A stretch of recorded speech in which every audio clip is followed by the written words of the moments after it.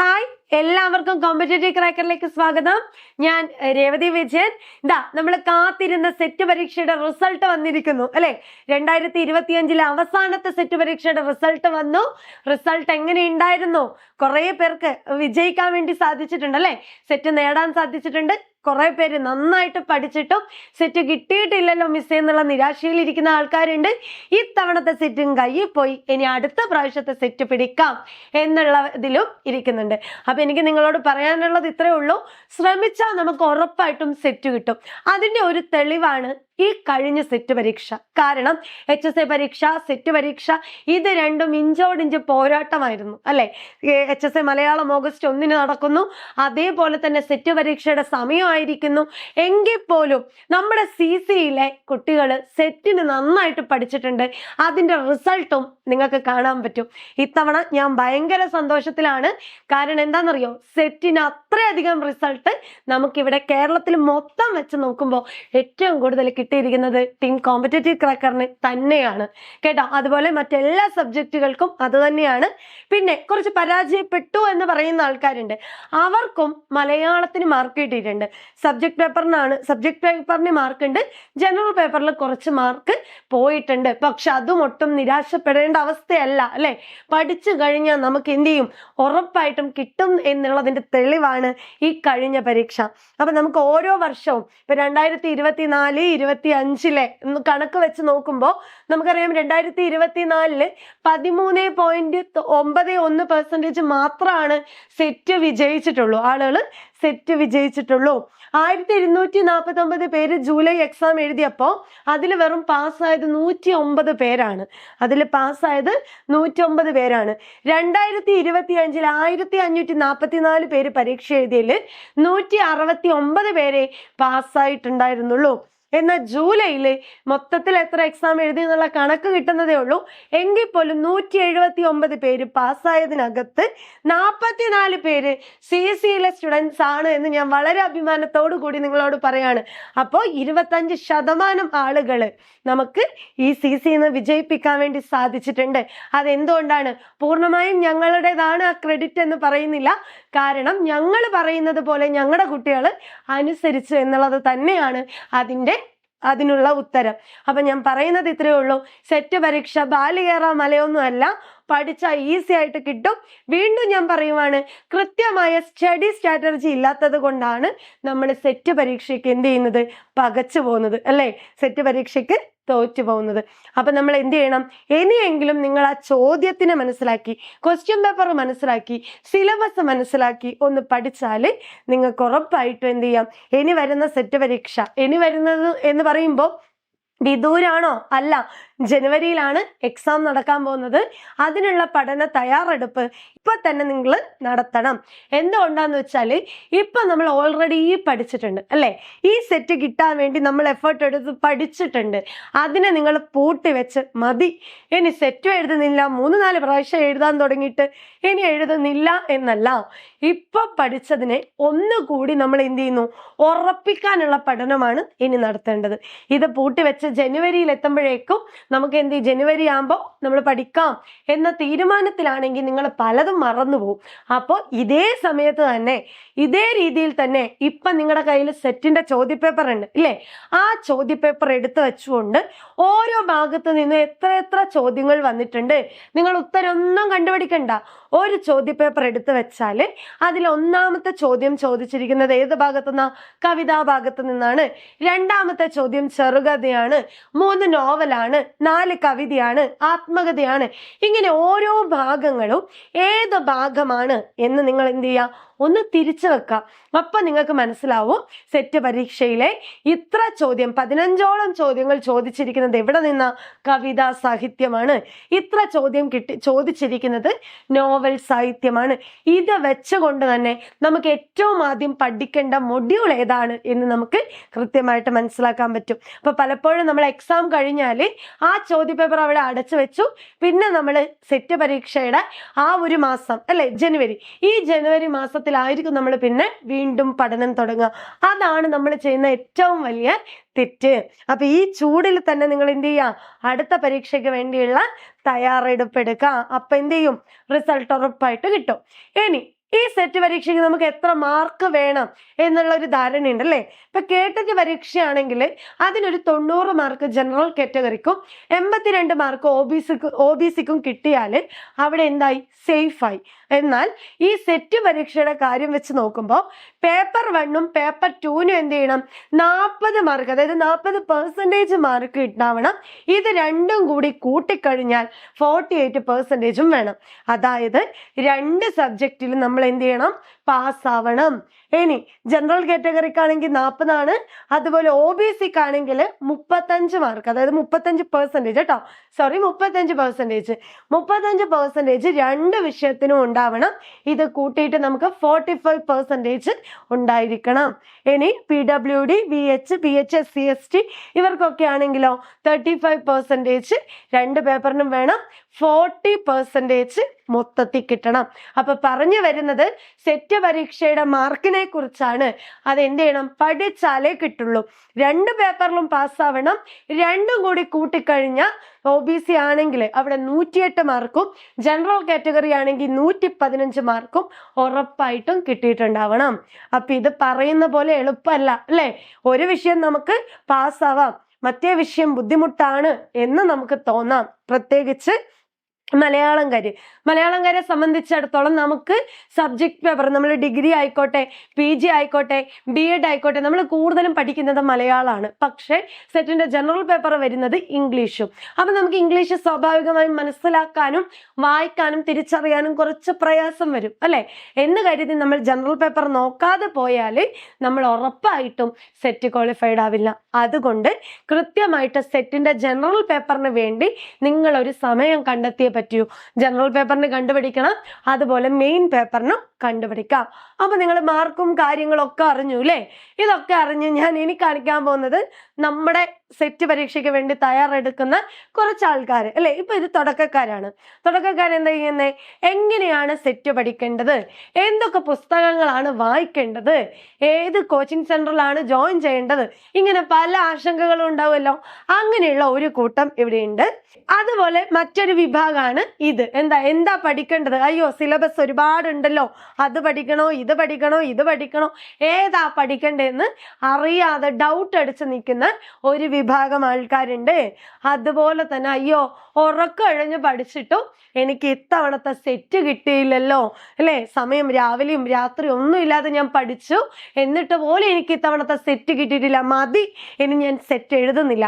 ഈ രീതിയിൽ ചിന്തിക്കുന്ന ആൾക്കാരും ഉണ്ട്. അപ്പൊ ഞാൻ നേരത്തെ പറഞ്ഞ പോലെ എന്തുകൊണ്ട് ഈ 3 ചോദ്യത്തിന്റെയും ഉത്തരമാണ് ഞാൻ നിങ്ങളോട് ഇത്രയും നേരം പറഞ്ഞത്. 3 തരത്തിലുള്ള ആൾക്കാരെ കണ്ടു. ഒന്ന് തുടക്കക്കാരെ കണ്ടു, ഒന്ന് ഒരുപാട് തവണ എഴുതിയിട്ട് കിട്ടാത്ത ആൾക്കാരെ കണ്ടു, എന്താ പഠിക്കേണ്ടതെന്ന് അറിയാത്ത ആൾക്കാരെയും കണ്ടു. അപ്പൊ നിങ്ങൾ ശ്രദ്ധിക്കേണ്ടത് ഇത്രയേ ഉള്ളൂ. സെറ്റ് പരീക്ഷ എന്താണ്?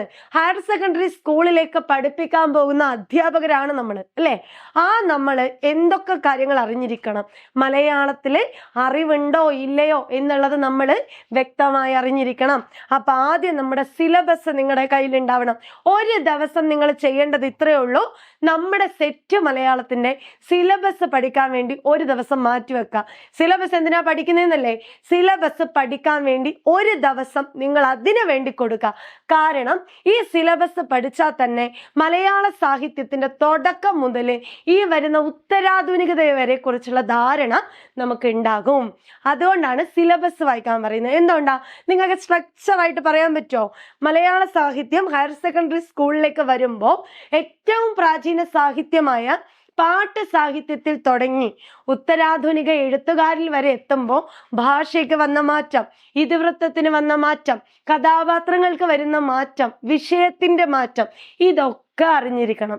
കേട്ടിട്ടാണെങ്കിൽ അവിടെ അധ്യാപകർക്ക് എത്രത്തോളം അറിവുണ്ട്, കഴിവുണ്ട്, ക്ഷമയുണ്ട്, ഇതൊക്കെയാണ് അവിടെ പരിഗണിക്കുന്നതെങ്കിൽ ഇവിടെ നോക്കുന്നത് നിങ്ങളുടെ കണ്ടന്റ് നോളജ് തന്നെയാണ്. നിങ്ങൾക്ക് ആ വിഷയത്തിൽ എത്ര അറിവുണ്ട്. അപ്പൊ നിങ്ങൾ ചെയ്യേണ്ടത് ഇത്രയേ ഉള്ളൂ. ആദ്യത്തെ യൂണിറ്റ് പദ്യമാണെങ്കിൽ പദ്യത്തിൽ നോക്കിക്കേ, ആദ്യം നാടൻ പാട്ടുകൾ അല്ലെ? നാടൻ പാട്ടുകൾ വരുന്നു, പിന്നെ പാട്ടുസാഹിത്യം വരുന്നു. പാട്ടുസാഹിത്യത്തിൽ വരുന്ന നമ്മുടെ രാമചരിതം, തിരുനിഴൽമാല, കണ്ണശന്മാരുടെ കൃതികള്, പയ്യന്നൂർ പാട്ട്, ഭാരതം പാട്ട്, പിന്നെ മണിപ്രവാള കാലഘട്ടം വന്നു, പിന്നെ നിരണം കൃതികളുടെ കാലം വന്നു, അത് കഴിഞ്ഞ് കൃഷ്ണഗാഥ അല്ലെ, നമ്മുടെ പ്രാചീന കവിത്രയങ്ങൾ വരുന്നു. ഇങ്ങനെ നമ്മുടെ മനസ്സിലേക്ക് ഓരോ ഘട്ടങ്ങളും വന്നാൽ നമുക്ക് പ്രസ്താവന ചോദ്യങ്ങൾ വളരെ ഈസി ആയിട്ട് എഴുതാൻ പറ്റും.